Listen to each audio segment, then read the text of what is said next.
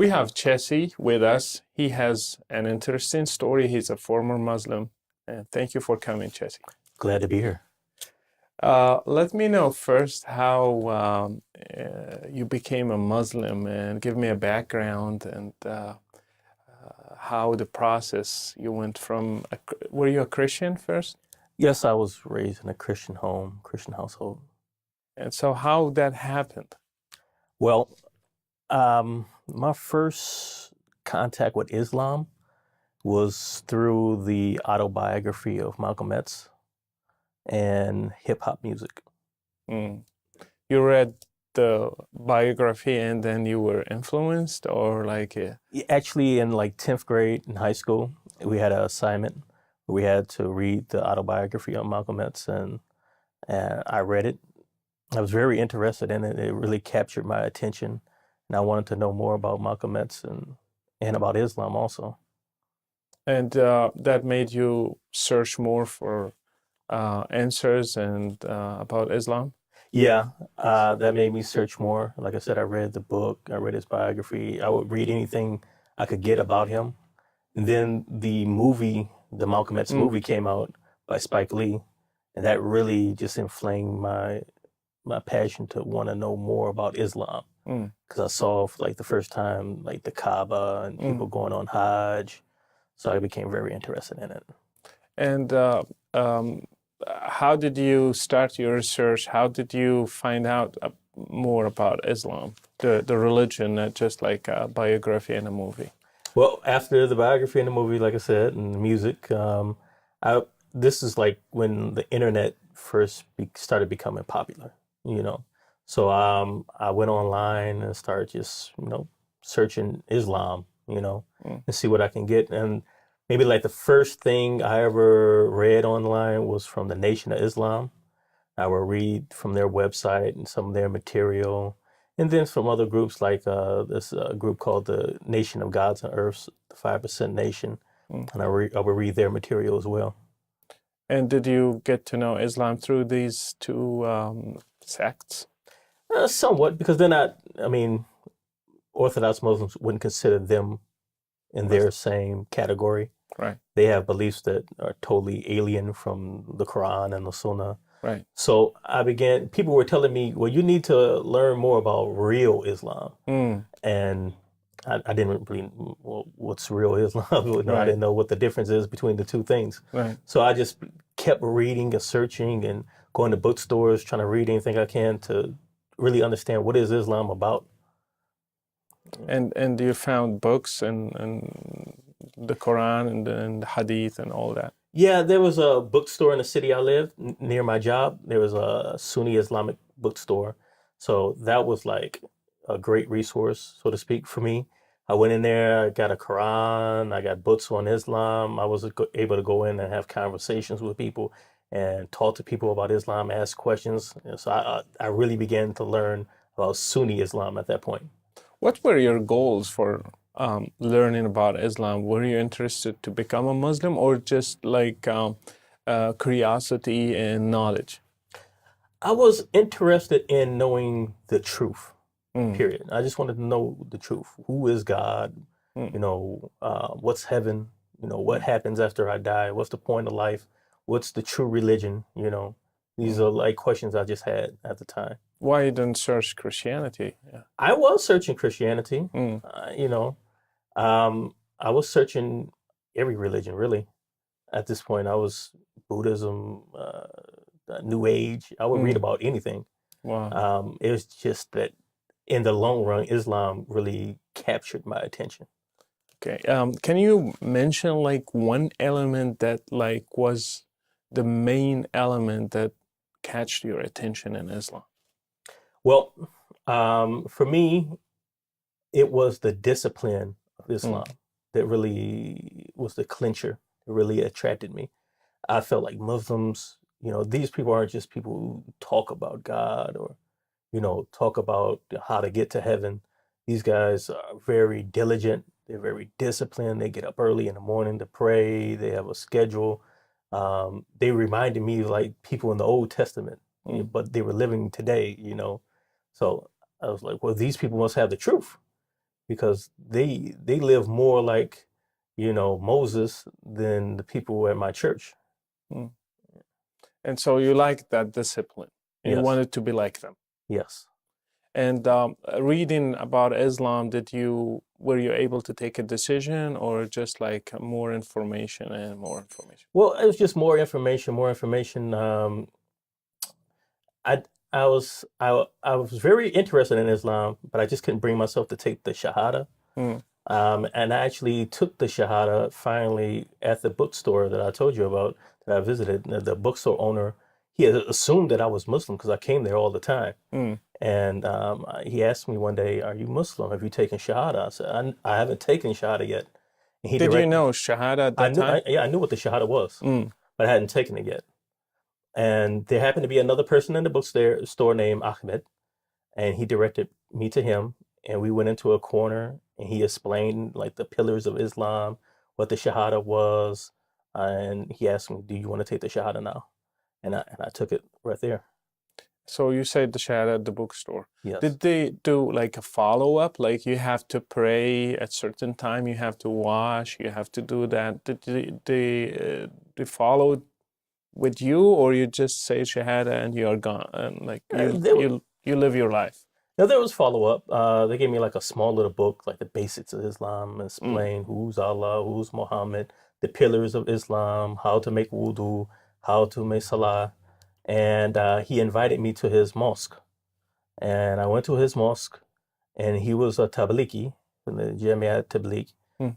and there was a Amir, a sheikh of the community, and I met him, and we talked, and we actually talked for like 7 or 8 hours. Mm. I just asked him questions, and he showed me how to make wudu and everything. And did you learn a lot from them, like about your new Muslim life?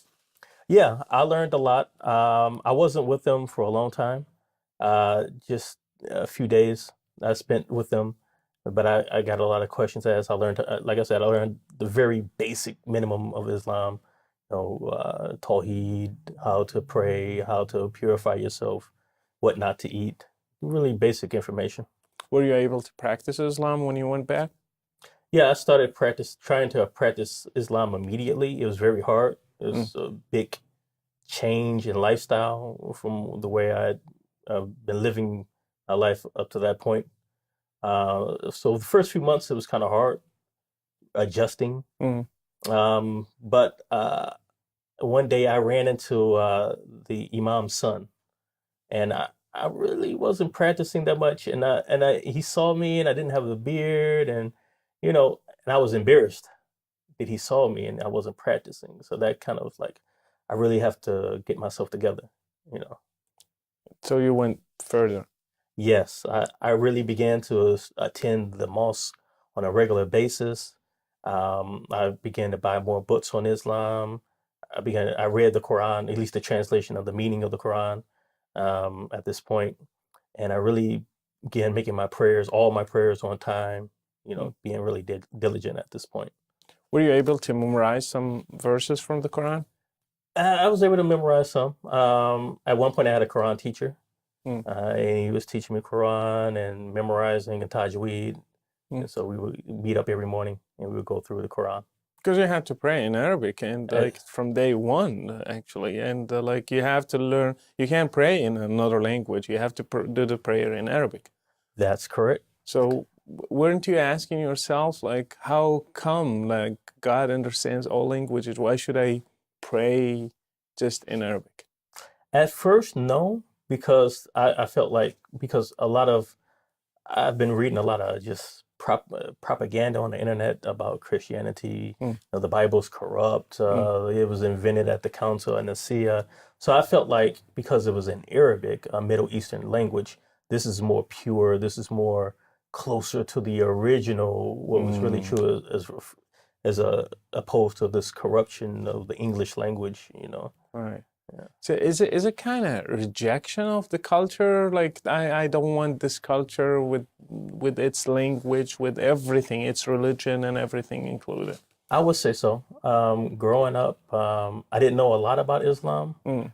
but I knew about Malcolm X, I knew about Farrakhan, and a lot of people took them as heroes because they felt like black people were mistreated in America, and these people were not afraid to stand up and tell America, what you look what you did to our people. Mm. So we looked at these people as heroes, even though we didn't understand their religion, but we looked at them as heroes. So the whole idea of Islam was like, okay, I can believe in God and I can worship God, but I don't have to necessarily do it the same way as mainstream white America. Right. And did you like feel that Christianity is a racist religion, like belongs to the white men or like something like that? Were you taught anything like that? Yeah, yeah. I mean, especially with the Nation of Islam type material that I read, but even in the Sunni Islam material, it was always like, the Bible is corrupt. Mm. That's the King James version. King James made that. That has nothing to do with the prophets and the messengers and the previous revelation, the Injil and the Torah. So I felt like, the Bible, Christianity, this is just a corruption that was created in Europe. I Mm. want to get back to the roots of what's really true. Right. Um, Going back to what you were taught about Islam, like the surahs and the hadiths and everything, how did you grow in your knowledge in your Islamic faith? Well, like I said, I began to go to the mosque on a regular basis.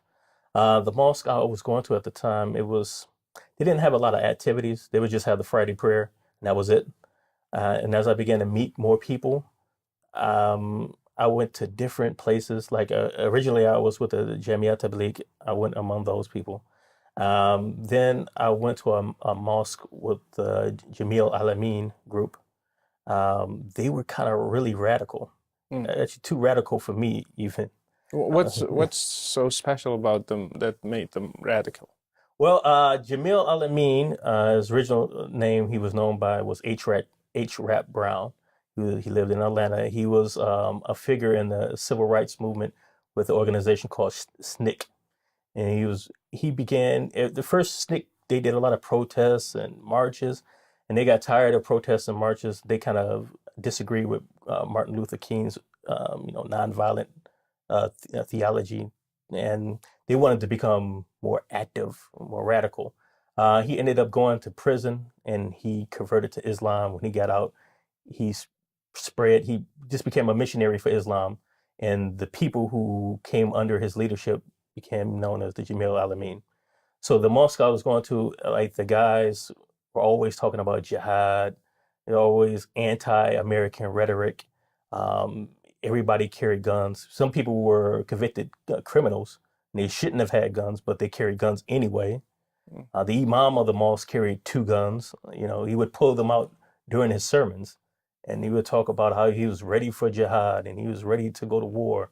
And at this point, this is right before 9/11 happened. Mm. 9/11 happens, I was like, I really began to kind of question Islam. You were a Muslim at Yeah, that yeah, I time. was Muslim at the time. I'll be honest, I began to question Islam. Like, is Islam violent? Is it, a terrorist religion? Mm. Because I'm around these guys and they're always talking about terrorism. And then this happens, Mm.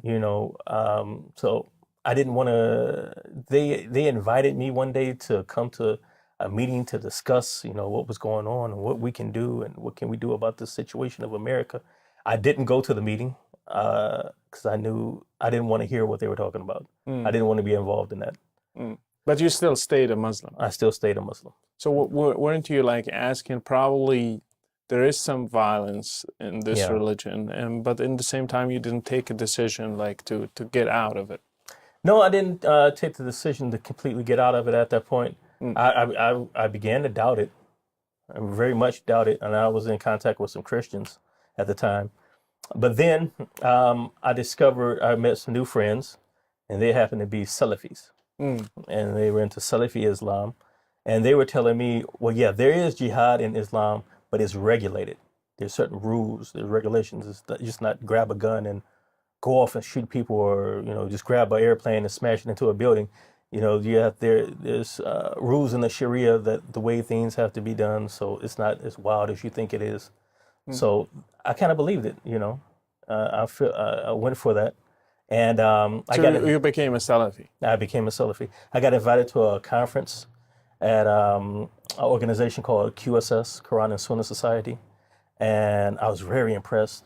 And it seemed to be one thing that impressed me about it was the guys were constantly quoting the Quran and the Hadith, and they were backing up what they had to say from original sources, because that's what the movement is supposed to be about, following the way of the predecessors. So I began to be with them, and I went headlong into the Salafi movement. Wow. And within the Salafi movement, did you find yourself? Did you find what you were looking for? Yeah. After that point, I moved into Dearborn area. Um, basically Islam became my whole entire life. I spent all my free time at the masjid, at the mosque. I dressed in Islamic garb, jalabiya, kufi, gutra, everything, and I was always with the Muslims. Always, we were constantly studying Quran, studying Hadith, listening to recordings from like the scholars from Saudi Arabia and Yemen. That became my whole entire life. Did you go to the Middle East? I didn't get a chance to go to the Middle East, even though I wanted to. I wanted to go to Yemen to study, but it just never got I never got the money to be able to go. Were you planning to go to Hajj if money was available? Yeah, I wanted to go to Hajj also. Yeah, but I never got a chance to go. Yeah. Tell me that some of the things that you learned in Islam that probably started like making doubts in your mind, or like how did it happen? Because we're going to get to the point where you left Islam, but like any turning point, any questions that started in your mind, and what triggered them?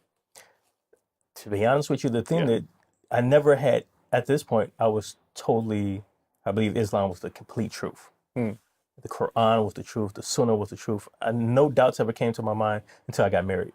And I began to have arguments with my wife.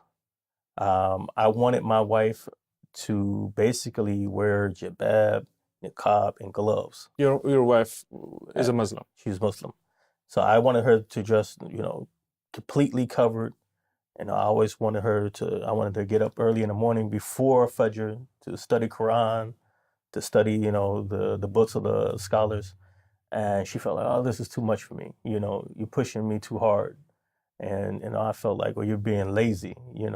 If you really believe in Allah and His Messenger, then you need to be diligent about how you are, and especially the way you dress. We used to argue a lot about the way she dressed. And one day during the argument, she just looked at me and she said, "You're brainwashed." And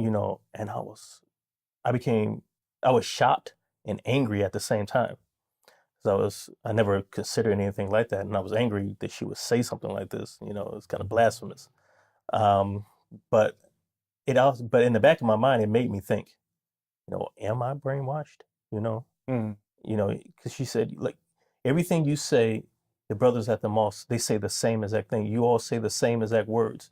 You don't have an independent mind, But she's still a Muslim. Like, she believes that it's not within Islam that she has to dress that way and gets up in the morning, or like how does she explain like? Well, she was a lot more liberal than I was. All right. That was the problem. I was very conservative, and she was slightly more liberal. You wanted to practice Islam as it is in the text. Exactly. And she wanted to live like as a liberal Muslim. Yeah, So how that ended? Well, we had a child, and we were trying to get our marriage together. We went to the mosque. We met with the imam. The imam told me, just give her talaq, just divorce her, And I didn't want to divorce her, and she ended up getting a kula. She got to dissolve the marriage. And at that point, she did. Yeah, she dissolved the marriage. Wow. Yeah, so that kind of devastated me. That really, on an emotional level. You had a child at that time. Yeah, I had a child at the time. I really wanted to be with my child. I wanted to raise him in Islam. I wanted to raise him from childhood to be strong upon the Quran and the Sunnah. That was my dream. Were you married in a mosque first? We were married in the mosque.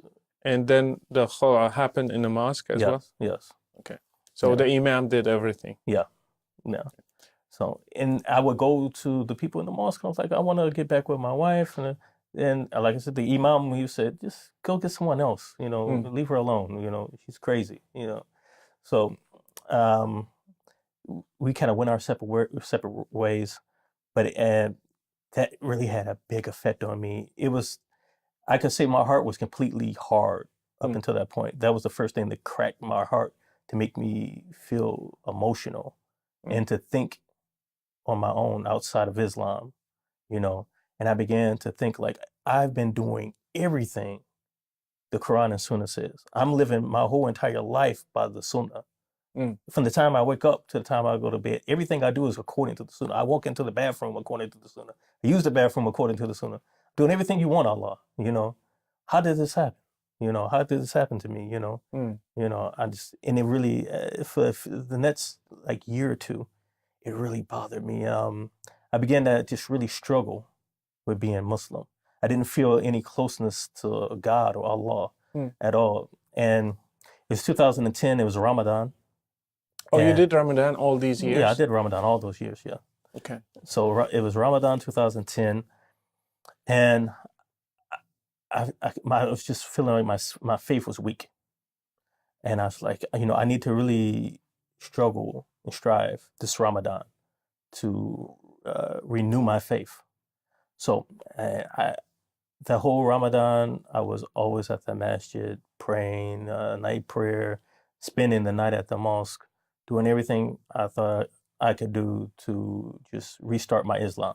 And after Islam ended, the next day, After Ramadan ended. after yeah, I'm sorry, after Ramadan, the next day, it felt like I was right back at point A, Mm. like I was right back to where my faith was feeling weak. And I used to do a lot of try to do dawah, Go to the with Christian. streets and Yeah, go to the streets sometimes, but a lot of internet stuff. I would debate Christians on the internet. And so around this time, I happened to be debating a Christian on YouTube, you know. And the Christian said to me, "You believe Allah can do all these different things. You believe Allah comes down during the last third of the night, and he asks who's praying for me. So why can't Allah become a man? He's not able to?" mm. And I was like, well, it's not that he's not able to. It's just he wouldn't do that. That's not his It wouldn't. It would violate his majesty. Mm. So he's like, why?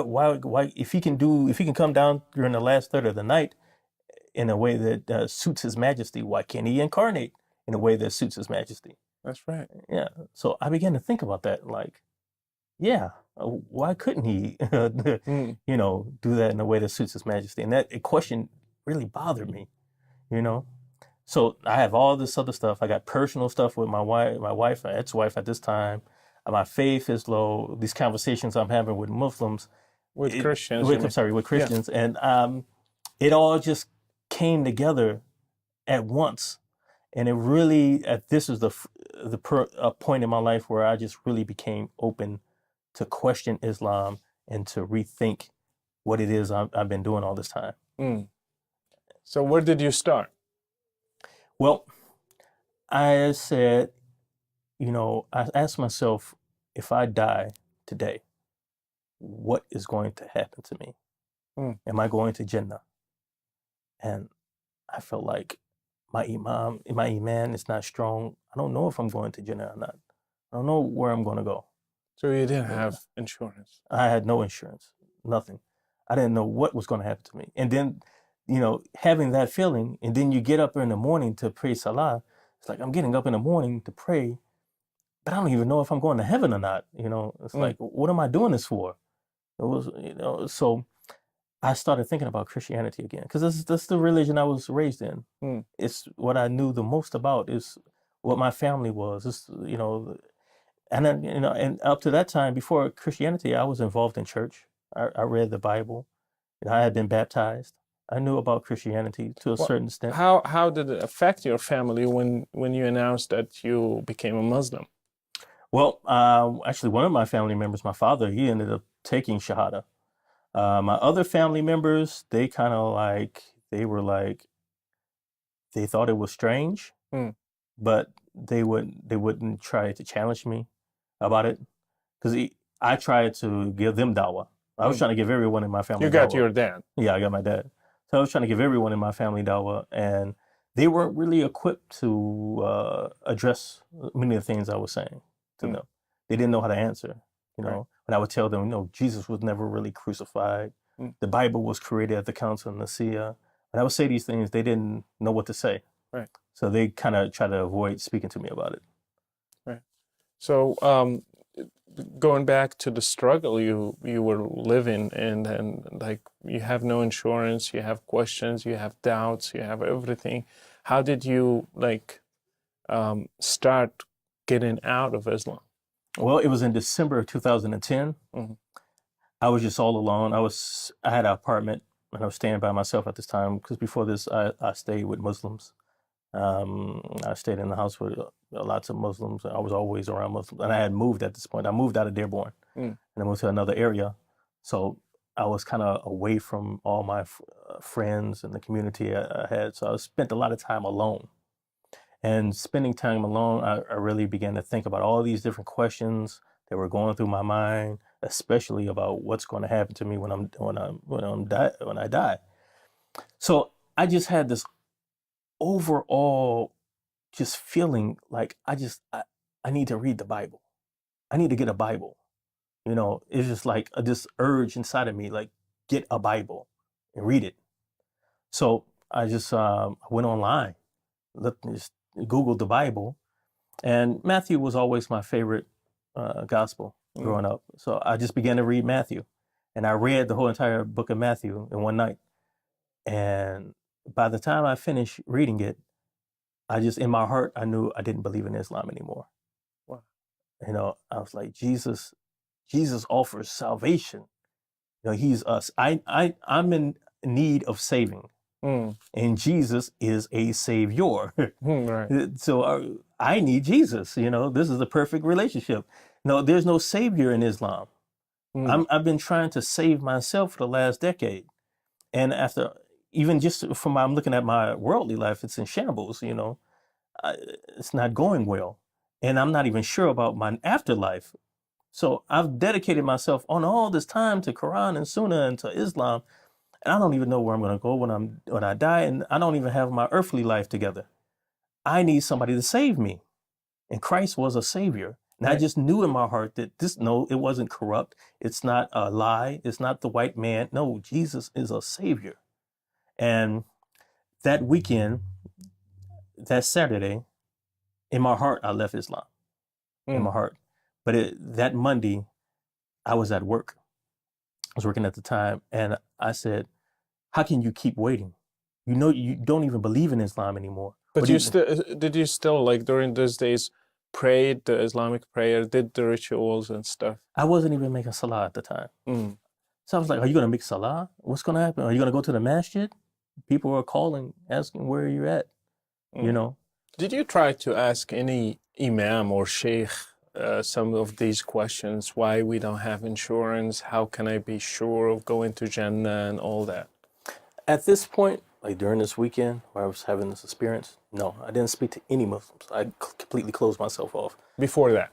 Before that, yes, I researched and I knew the answers.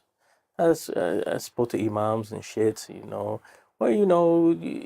what they would say and what I would read is, just make sure that you believe, you're firm upon your tawheed, and you're following the Quran and the Sunnah, and you do your good deeds, and then you will be in the hands of Allah. But as long as you believe in Islam and you're practicing Islam, you'll be okay.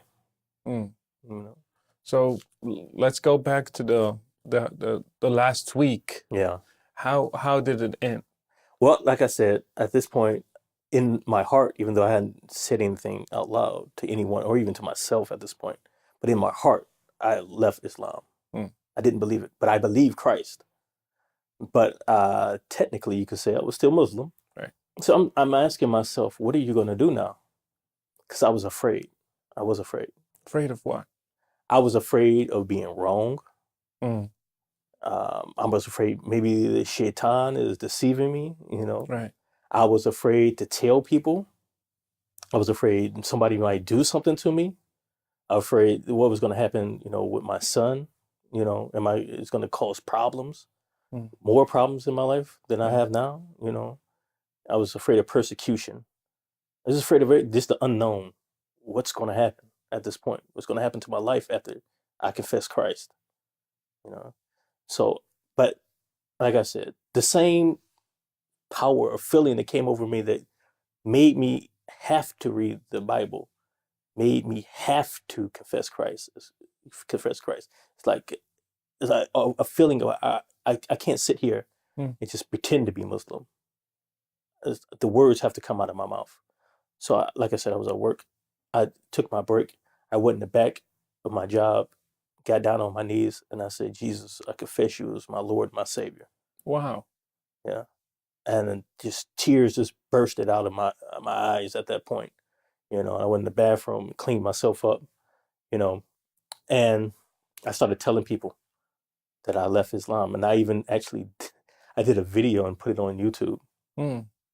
telling people, because I felt another feeling besides having to read the Quran, read the Bible, confess Christ. I had this overwhelming feeling that I have to tell people that I was wrong because, like I said, I grew up a Christian.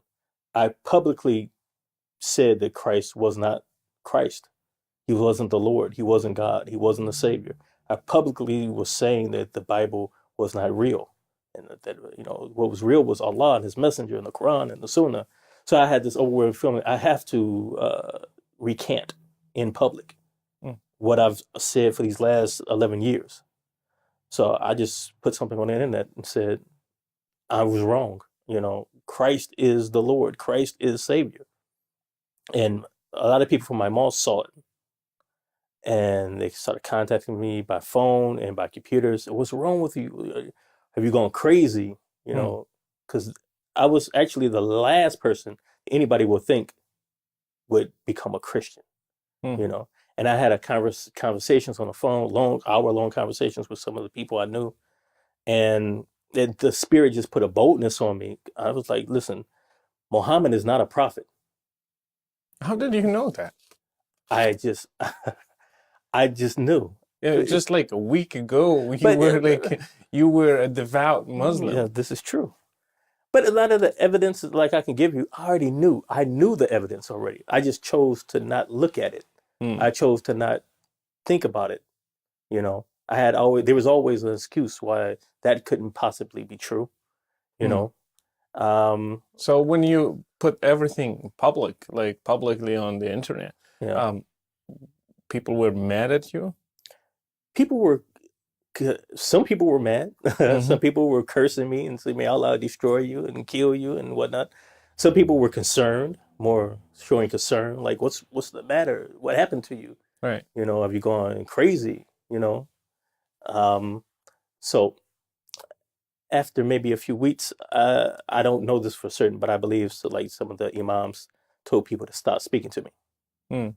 so people stopped speaking to me after that point. So basically, they wrote me off and said that I went crazy, and that was it. Leave him alone. Don't speak to him anymore. Did you try to reach out like to them or go Yeah, back or? there were a few people I tried to reach out to, and I even went back and forth with, and I tried to explain to them. I explained in detail why I left Islam. These are the reasons I left Islam. You know, that you say you believe in the previous scriptures. The only previous scriptures that exist is the Bible. There is no other previous scripture. If you claim that this has been corrupt, you claim that there was some other revelation, where is it at? Are you basing your life on another Injil, another Torah that nobody's ever read or seen before? Right. I see this. I see the Bible. I can pick it up and read it right now. Show me this other Injil and other Torah. Right. Nobody can show it to you. It exists, but it doesn't exist. I was like, that's like building your house upon sand. Mm. Why do I want to build my house upon sand when Jesus is the rock? And I began to tell people, like, look at Muhammad. How could he be a prophet? Look Mm. at the thing. Look at his behavior. Look at his attitude. What prophet ever behaved like this? What prophet was visited by an angel and he was afraid of the angel? He wanted to commit suicide. Mm. He thought he went crazy. He had to run to his wife. When did that ever happen to Moses or Abraham or anybody like that? Doesn't that sound weird to you? You Mm. know? And people would just get silent. They just wouldn't know what to say. And you know Yeah. this at that time? I knew that. I knew all of it during the time I was Muslim. I knew that. Mm. But I didn't, it was almost like there was like a veil over my eyes. I knew it, but I didn't want to acknowledge it. Well, sometimes like I give people excuse if they are ignorant or like they don't know some stuff Right. because they are new to Islam and Yeah. they don't know hadith. Like you have to be really, I mean, deep into the Yeah. go read Sahih Bukhari, Sahih Yeah. Muslim, the biography of Muhammad according to Ibn Hisham or whatever. Like the meat of Islam. You have Yes. to be really, you know, Arabic. You know the terminology. You know all this stuff. But like you know this stuff. Yeah. Why you stayed a Muslim? I honestly looking back, I can only say that it was spiritual, really. Uh-huh. Looking back, I can't give you an intelligent reason Right. why I remained Muslim, even though I knew these things. It was just this a spiritual stronghold that was upon me, Mm. and at that time, then that last week of being Christian, it was broken from me when my heart became softened. I was actually willing to really think about these things and really say these things out loud. And especially when I picked the Bible up and read it, and I read the gospel, and this is true. I can't say this is not true. It is true. Mm. You know. Can you mention, like, you start mentioning some things about Muhammad and Islam? Give me like several reasons why um, a Muslim should not stay a Muslim. Why should, like, you left Islam because you found out this Mhm. stuff and you found the alternative as well. Yes. Like, can you give me like some reasons that we should think about? And we should, like you mentioned, how Muhammad lived. You Mhm. mentioned like they always mention the Bible, but they are talking about the version that exists only in their minds. It doesn't exist in reality, never existed in history. Yeah. So give me like solid reasons so people who will watch this will learn from your experience and will say, yes, I have to answer these questions. Okay. One thing I learned was that anyone can claim anything. Mm. Anyone can claim anything. That's why there are thousands of religions and thousands of sects and thousands of ideologies in the world, because anyone can claim anything. But it's the burden of proof is on the claimant. Okay. So the person who makes the claim is burdened to prove what they have to say. So when the Muslims say, you know, when your imam tells you the Quran is corrupt, I mean the Bible is corrupt, that the Quran has never been changed, it's never been corrupt, and they tell you that all the previous messengers were Muslim, the burden of proof is on him to prove it, right? Mm. Me saying it, or just because I have an authoritative, you know, name behind me and I say it, that doesn't make it true. You know, Mm-hmm. I could say that Jesus was an alien. Right. You're going to believe me, you know, Right. just because I say it. I'm on television now. Yeah. If I claim it, does that make it more authoritative? No. No. I have to prove what I'm saying. So I began to realize that the things Islam said about Jesus, about the Bible, about Christianity, about the origins of Christianity, they were claims. Mm. But I've never seen any real proof to substantiate any of these claims. And yes, people will talk about the Council of Nicaea. They will talk about variations in some of the manuscripts of the Bible. But when you really investigate these things, you realize the conclusions that they bring out from these so-called evidence isn't what they claim it is, right? Right. Right. You know, Right. so yes, there was a council of Nicaea, but there's no historical record that someone created the Bible at the council of Nicaea or created the deity of Christ there. Right. And the primary evidence doesn't say that. So show me primary evidence that says that. And to this time, no one has been able to show me any primary evidence Right. that says any of these things that you claim. So since you can't prove what you claim, I am personally not obligated to believe you or follow you. Mm. Right? I'm obligated to follow the truth. Right. And the truth is, there is a God. We know there is God. For me, atheism was not an alternative. I Mm. knew there was a God.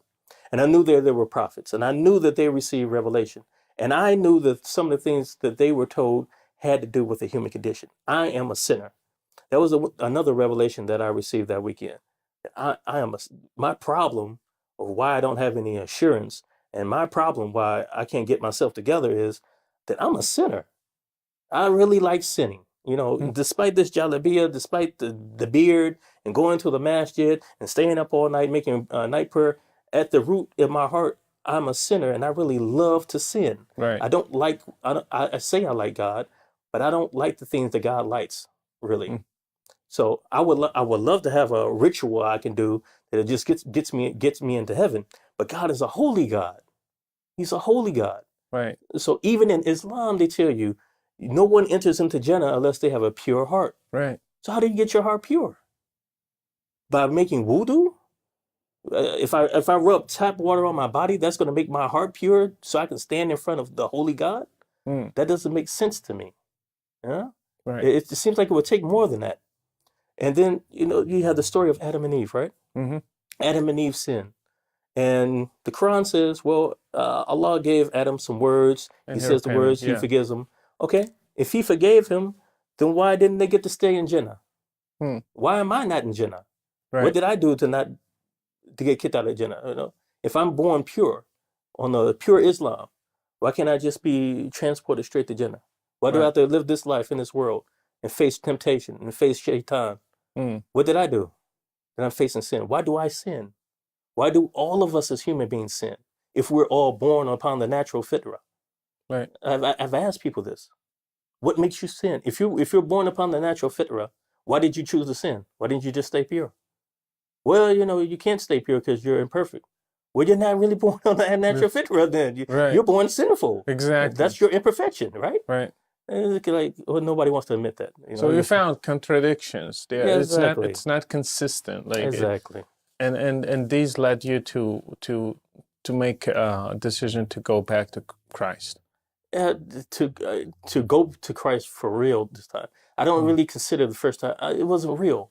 It was just, for me, it was a tradition. It was a Mm. family tradition. But this time, supernaturally, I understood the gospel. I understood the gospel. I understood who Christ was. And I understood my condition as a sinner, that he was the Son of God who came to save me. And I needed his salvation, or I was going to hell. If I want you to summarize, like, the problem of Islam, why it will not solve your problem as a sinner. If you want to summarize Islam Mm.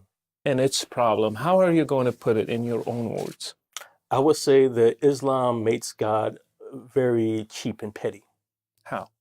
because to appease God, a holy God, you're saying that sinners, all they have to do is do these rituals.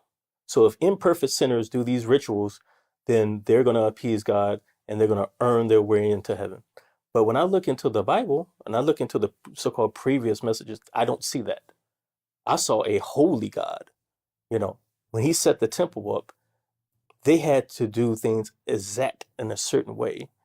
It's like the two men, I can't remember their name, but they offered a strange fire to the Lord. Mm. They offered this strange fire that they had invented in their mind. They thought it was a good thing, and they thought they were doing a good deed, and God struck them dead. So why did God strike them dead? You can't just offer God anything. This religion that Muhammad comes with is strange fire. Mm. Before the real God. He's not going to accept it. God says in the word, your deeds are like filthy rags to me. Right. So you think you're doing something holy. Like I actually thought I was righteous when I was Muslim. I can remember we used to stand outside the masjid and we would see the non-Muslims walk past and we would laugh at them. Because look at these kafirs, they're so dirty, they're sinners. We're the ones who are in the masjid. We're the ones who are upon Tawheed. We're the righteous ones. So it's like kind of kibriya, like kibr, like we Even though are. you say in a religion you're not supposed to have Yeah. kibr, but you do. You do. Especially people know this in Islam, people who really follow the Quran and Sunnah, who are really orthodox and, strong in the deen, they have lots of pride in themselves. Right. You have to, if you think you're earning points to get into heaven, that's prideful in itself. I Right. don't care what you try to say you're humble or whatever you try to say about yourself.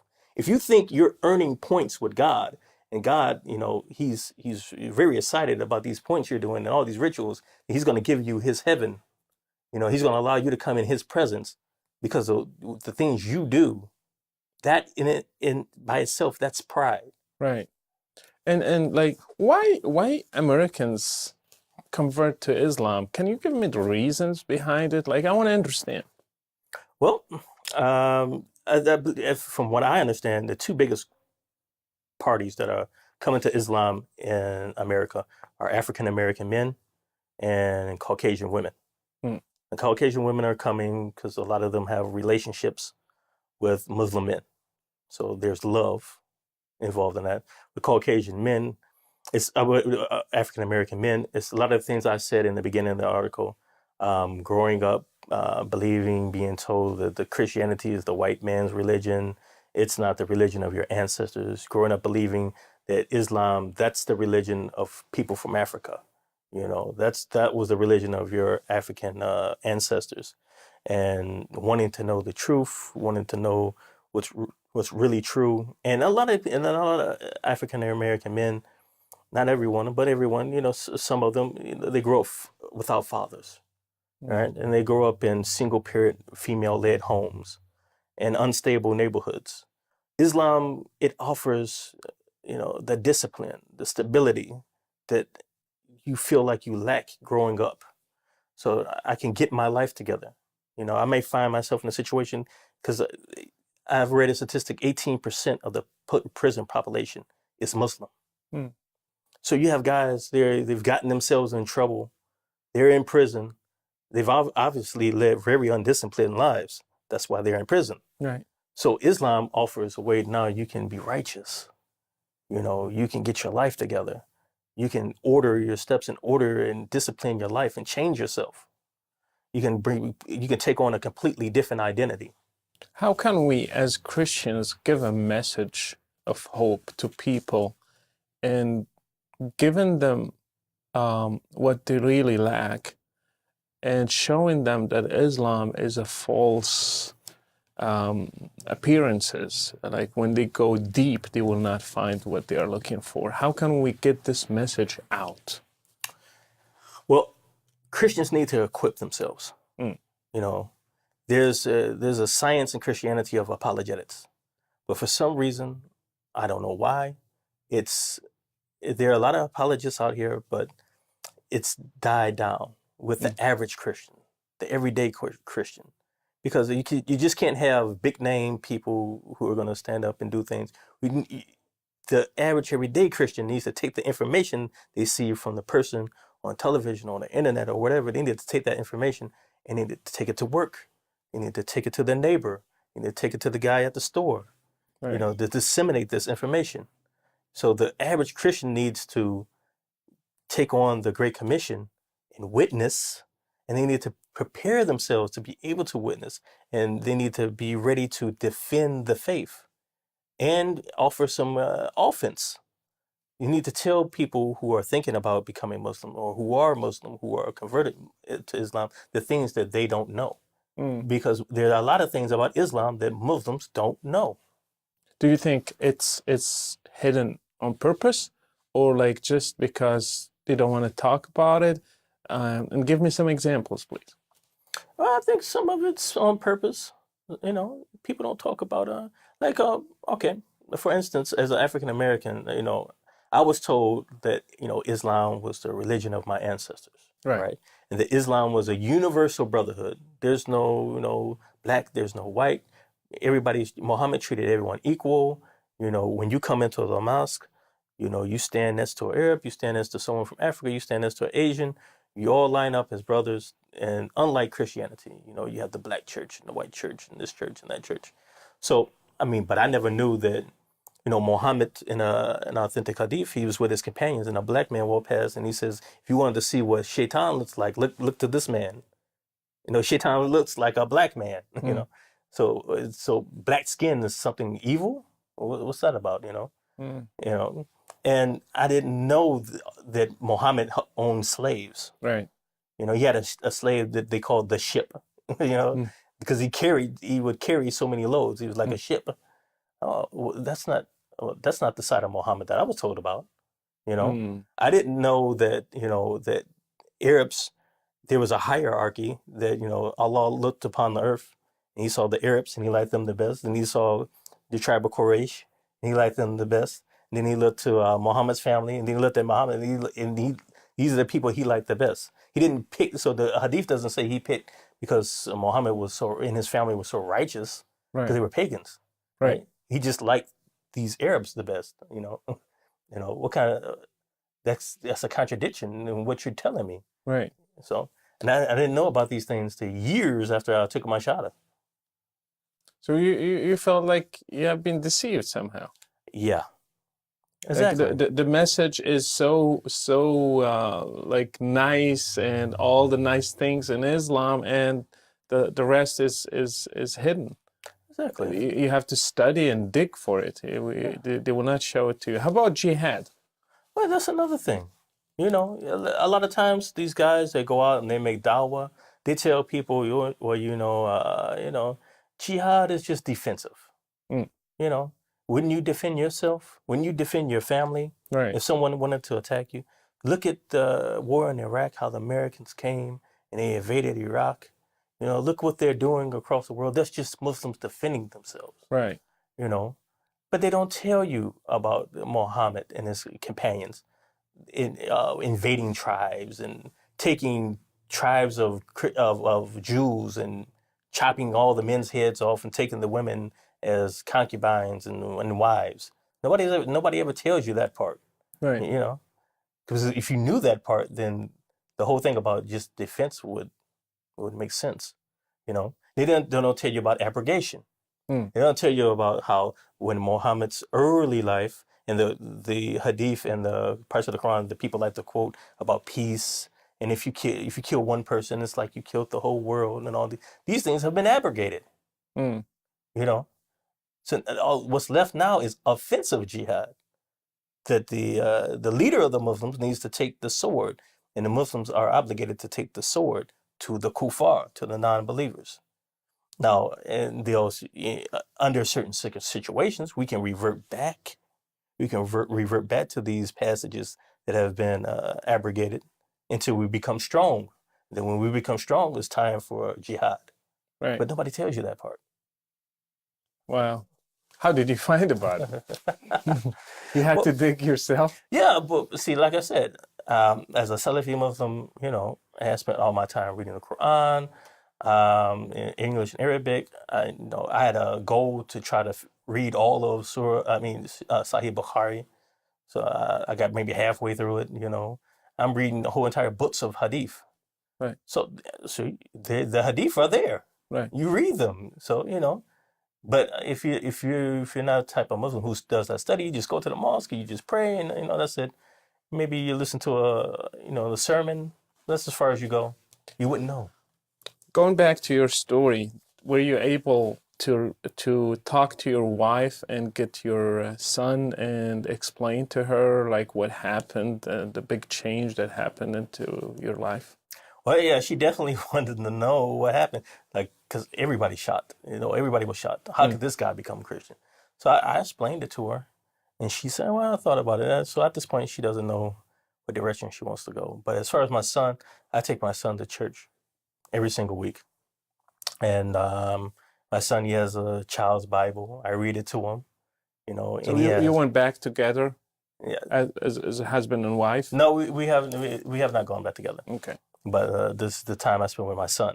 Okay. So I train my son in the Bible. I take apologetics and I bring it down to his level, and I explain the word and why Jesus is who he is to And him. she's okay with that? She's perfectly fine with that. Perfectly fine with that.